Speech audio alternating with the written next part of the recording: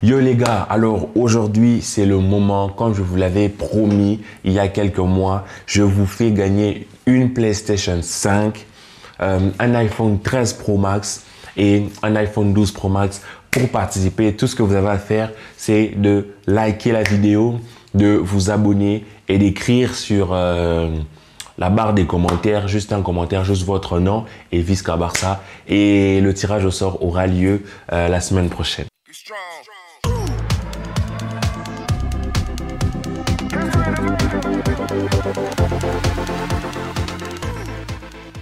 Je vous ai eu. Ouais, tu vois comment t'étais en mode, ouais, vas-y, je vais écrire. Je t'ai eu. Donc, toi, il faut que je puisse te corrompre pour que tu puisses t'abonner, frère.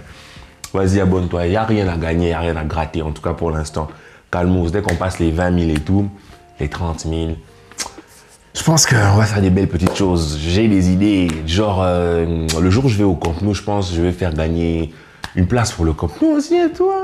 Donc, en attendant, on sirote un peu les mauvaises prestations du Barça. On va faire dans cette vidéo un beau petit bilan du mois d'octobre du FC Barcelone. J'insiste, vraiment, c'est le mois d'octobre du FC Barcelone parce que c'était un mois particulier. Un mois, on a joué tous les 3 jours, 9 matchs en 30 jours, tu vois. Et on va essayer de voir ça ensemble. Donc, bien que je n'étais pas corrompu, en tout cas pas pour l'instant, mon ami, abonne-toi, like, partage, agrandir la communauté. Tu me rejoins sur les différents réseaux sociaux.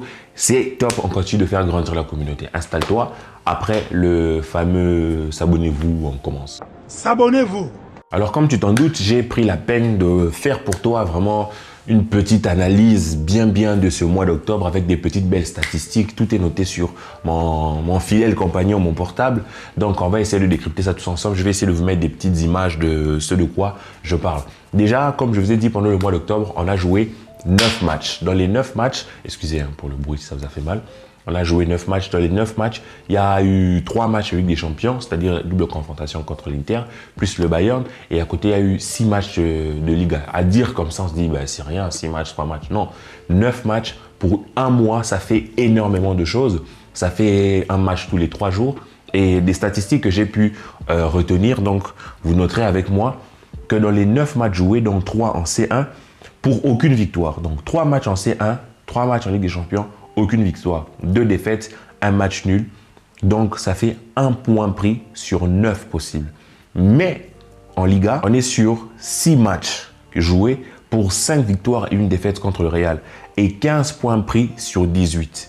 15 points pris sur 18. Donc, on est bien d'accord qu'en Ligue des Champions, on s'est complètement troué. On est bien d'accord qu'en Ligue des Champions, on a été totalement à la rue. On est bien d'accord qu'en Ligue des Champions, on s'est fait douiller, tout simplement. C'est pas possible, hein, comment on se retrouve en Europa League. Il y a beaucoup de facteurs, de circonstances atténuantes. C'est pour ça que pour l'instant, moi, j'ai pas envie de dire ouais, vas-y, on vire Xavi, parce qu'il y a vraiment beaucoup de choses qui se passent entre la trêve, tout ça. On en reparlera un peu plus en détail. Mais en Ligue des Champions, ça a été compliqué. Pourtant, en Liga, on tient la route. Vraiment, Ter Stegen n'a toujours pas encaissé de but à domicile. C'est une bonne chose. Il enchaîne, je sais pas, un 11e clean sheet, quelque chose comme ça, après sa victoire contre Valence. Et de tout ça, on a marqué 14 buts en 9 matchs. Ce n'est pas beaucoup.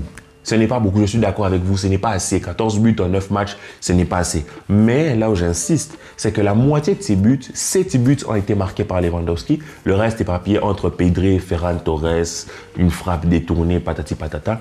Mais Lewandowski marque la moitié de ses buts. C'est-à-dire aujourd'hui, on n'aurait peut-être pas Lewandowski, on aurait mis 7 buts. Pour vous dire à quel point le mec a eu une grosse importance, rien qu'en Liga. Maintenant, je suis d'accord qu'en Ligue des Champions, il n'a pas été vraiment au rendez-vous. Il n'y a que le match contre l'Inter qui met 2 buts, deux très beaux buts. Mais après, il y a Piqué qui nous fait ça.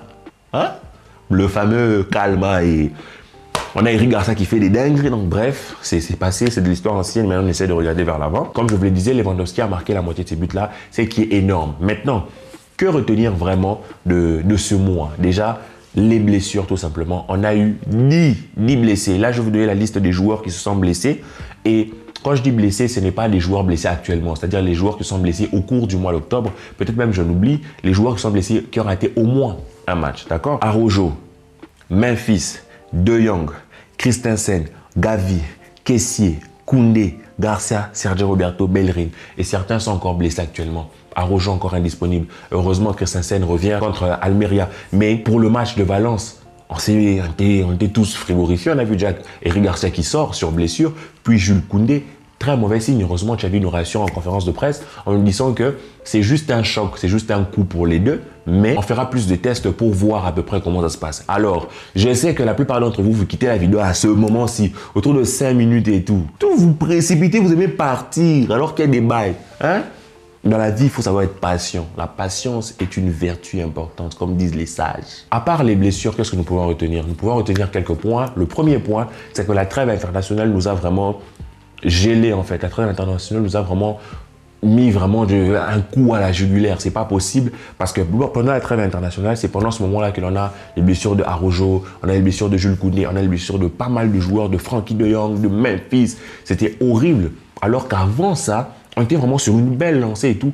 Et les blessures de la trêve internationale se sont fait longs, en fait, tout simplement. Certains joueurs ne sont pas encore revenus. Je pense à des Araujo, je pense à des Christensen. Donc, ça fait qu'on joue nos matchs de Ligue des Champions principalement avec nos meilleurs atouts défensifs qui n'étaient pas là. Ce qui fait qu'on fait des erreurs défensives, même si on est éliminé de la Ligue des Champions parce qu'on a surtout été mauvais offensivement. Vraiment, moi, je le pense. Je pense pas que on fait des erreurs défensivement, mais avant que ces erreurs-là arrivent, que ce soit contre l'Inter au match aller, on a des opportunités devant que l'on plie pas. Contre le Bayern, avant qu'eux marquent, on a des opportunités que l'on plie pas. Pour le 3-3, on a des opportunités que l'on plie pas, pardon. C'est vraiment sur le 3-3 de l'Inter, en fait, que moi, je me dis que ça a vraiment joué défensivement. Sinon, surtout les deux matchs de Ligue des Champions, c'était offensivement.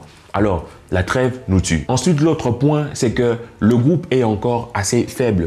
Pas faible, mais encore immature. Le groupe a besoin de mûrir, surtout en Ligue des Champions. En Liga, c'est vrai, c'est bien. Nous sommes un jeune groupe. Je rappelle encore que l'objectif n'était pas de gagner la Ligue des Champions cette année, mais notre parcours est un parcours honteux. Encore une fois, est un parcours calamiteux. Encore une fois, c'est décevant quand tu es fan du FC Barcelone de voir le FC Barcelone se comporter encore de cette manière en C1. Alors, à part la Liga, nous, en Ligue des Champions, on remarque qu'on n'a pas encore... On doit encore mûrir, le groupe doit encore mûrir, on doit encore prendre une expérience. Donc, pas seulement les joueurs, mais Xavi aussi, c'est un point que l'on a remarqué pendant ce mois d'octobre. Il a été plusieurs fois critiqué par sa redondance, sa non-remise en question même. Il était toujours là à remettre Busquets à outrance, utiliser les ailiers à outrance, ne pas assez responsabiliser les milieux de terrain, faire des tests lors des mauvais matchs, faire des choix tactiques tardifs. Donc, ça fait beaucoup de choses. Donc, on a vu quelque part les failles de tactique de Xavi, c'est que certains d'entre vous appellent en commentaire les limites de Xavi. Alors, ce mois d'octobre nous a révélé cela, nous a révélé aussi que les titulaires sont indispensables. Lorsqu'on se retrouve à jouer avec Eric Garcia, qui n'est pas censé être titulaire, lorsqu'on se retrouve à jouer avec Piqué, on a fini le match de Valence avec Alonso Piqué, ça va être notre charnière, je pense, encore pour notre match contre Victoria Pilsen. Ça fait vraiment un peu froid, hein, même si bon, là, il n'y a plus rien à jouer, hein, mais ça vous montre que les titulaires sont indispensables. Autre point que nous pouvons remarquer, c'est qu'on est faible offensivement parce que 14 buts marqués en 9 matchs, ça nous fait 1, quelques buts par match, ce qui n'est vraiment pas assez, surtout lorsque tu considères que on a investi pas mal dans des mecs comme Rafinha, dans des mecs comme Lewandowski qui lui répond présent, Rafinha qui est totalement passé à travers de son mois d'octobre, Dembélé qui a eu des moments où il a des pics, mais des moments où il a aussi des downs, mais énormes. On a des Ferran Torres qui était phénomène trou d'air, Ansu Fati qui revient bien, tantôt il revient mal. Donc vraiment, offensivement, c'est n'importe quoi, il n'y a pas de cohérence, il n'y a pas de constance. C'est ça le problème en fait avec ce FC Barcelone-là. C'est que tu peux te retrouver à un match où le milieu de terrain est très fort, mais l'attaque est faible, le milieu est faible. Le milieu de terrain est fort, l'attaque est faible, la défense est faible. Puis le match d'après, c'est Dembélé qui va porter toute l'équipe avec un milieu pas très intéressant et une défense un peu friable. Ou le match d'après, tu vas voir des défenseurs très bons avec un Jules Koundé qui fait des très belles performances et tout, avec un milieu de terrain qui produit rien, avec un Lewandowski qui nous sauve comme... lors du match de Valence, même si lors du match de Valence, il y a Pedri qui sort un peu la tête de l'eau. Donc, juste pour vous dire qu'on a une équipe qui manque encore de constance. Ce qui veut dire, qui m'emmène au prochain point qui sera mon dernier, c'est que l'on manque encore de joueurs d'expérience cette équipe. Et je ne cesse de le remplacer, de le répéter, pardon. On ne peut pas espérer gagner la Ligue des Champions, on ne peut pas espérer de redevenir un grand d'Europe, en jouant avec que des gamins, que des bombins, que des cracks, Non, aujourd'hui, tu peux faire une équipe de cracks. Tu mets des Foden dans la même équipe, tu mets Pedri, tu mets des Bellingham, tu mets des Moussiala, tu mets tous les cracks, tu mets Moukoko en neuf, tu mets tous les cracks que tu veux maintenant. Tu vas rien faire du tout, rien faire face à une équipe de... Tu vois, l'expression vraiment, c'est pas au vieux Serge à qui on apprend à faire la grimace. Tu vois, parce que en Ligue des Champions, c'est cette expérience-là qui va aller qui va aller jouer en fait. C'est le fait de savoir quand faire faute, c'est le fait de savoir quand frapper, c'est le fait de savoir que là il faut temporiser. On a besoin des joueurs d'expérience et des joueurs à valeur sûre. C'est pour ça que je pense que le FC Barcelone doit recruter intelligemment. On n'a clairement pas les sous pour aller faire un recrutement à 200 millions. On n'a clairement pas les sous pour aller prétendre, aller prendre Rodri pour qu'il soit notre nouveau numéro 6. On n'a pas les sous pour aller lutter contre les grandes puissances financières. Il faut recruter intelligemment dès cet hiver. Aller chercher des latéraux parce qu'on le remarque aussi, on n'a pas de latéral. On a quelques joueurs qui sortent du lot, peut-être je peux ajouter ça comme autre point, des joueurs comme Baldé qui a vraiment tout simplement envoyé Alba sur une autre planète. Hein. Baldé s'est confirmé de son côté, peut-être faudra mieux trouver un autre latéral gauche en plus de lui parce qu'il est jeune, il fera des mauvaises prestations, on va lui tomber dessus à cause de ses mauvaises prestations. Donc, va-t-on garder Alonso? Je vous laisse dire son commentaire. Et de l'autre côté, on a un Bellerin qui n'a rien apporté, il n'a pas assez joué, mais pour le peu qu'il a joué, il nous a tellement choqué que même Xavi lui-même, il a mis Balde à droite. Tu vois, un peu pour tout te dire. En tout cas, les bases sont là, les bases sont fixées, on sait quoi faire, on sait sur quoi travailler. Xavi aussi doit se remettre en question, même si j'ai pas l'impression qu'il est en train de se remettre en question pour Busquets. J'ai pas l'impression qu'il est en train de se remettre en question pour sa tactique, mais voyons voir comment ça se comporte sur les prochains matchs. Pour l'instant, observons, pour l'instant, il y a des enseignements que l'on tire de ce mois d'octobre. Voyons voir si, lorsque l'on a plus de temps de préparation, on arrive à mettre en œuvre tous les enseignements que l'on a acquis. Je ne sais pas ce que vous en pensez en commentaire. Dites-moi ça. Je vous attends. Je répondrai à tous les commentaires. Que la paix soit sur vous. Encore une fois, abonnez-vous, likez, partagez. On continue de grandir.